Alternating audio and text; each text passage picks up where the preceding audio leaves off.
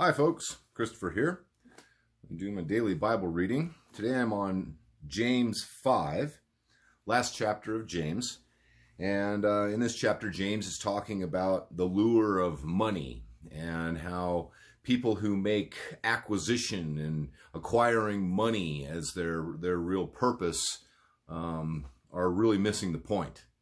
And we are to base our life off of relationship and not be predatorial in our actions or judgmental, but loving.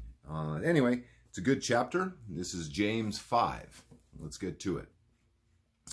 Come now, you rich, weep and howl for the miseries that are coming upon you. Your riches have rotted, your garments are moth-eaten, your gold and silver have eroded, and their corrosion will be evidence against you and will eat your flesh like fire. You have laid up treasure in the last days. Behold, the wages of the laborers who mowed your fields, which you kept back by fraud, are crying out against you, and the cries of the harvesters have reached the ears of the Lord of hosts. You have lived on the earth in luxury and in self-indulgence. You have fattened your hearts in the day of a slaughter.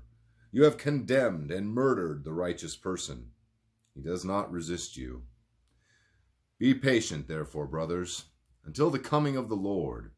See how the farmer waits for the precious fruit of the earth, being patient about it until it receives the early and late rains. You also be patient. Establish your hearts, for the coming of the Lord is at hand. Do not grumble against one another, brothers, so that you may not be judged. Behold, the judge is standing at the door. As an example of suffering and patience, brothers, take the prophets who spoke in the name of the Lord. Behold, we consider those blessed who remained steadfast. You have heard of the steadfastness of Job, and you have seen the purpose of the Lord, how the Lord is compassionate and merciful.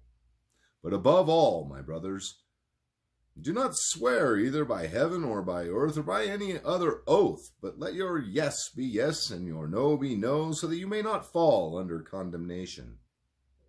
Is anyone among you suffering? Let him pray. Is anyone cheerful? Let him sing praise. Is anyone among you sick? Let him call for the elders of the church and let them pray over him, anointing him with oil in the name of the Lord. And the prayer of the faith will save the one who is sick, and the Lord will raise him up. And if he has committed sins, he will be forgiven. Therefore, confess your sins to one another and pray for one another, that you may be healed.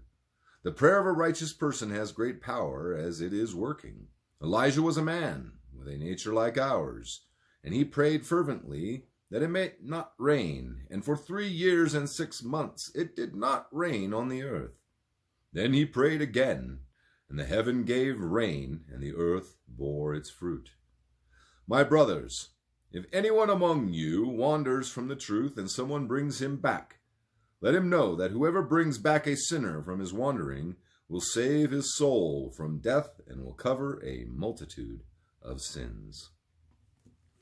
This is the living word, folks, given to us by God so that we could get into it daily and learn a little bit of wisdom. Remember, stay focused vertically, not horizontally. Put your faith in God and in Jesus and be changed from the inside out. Have a great day.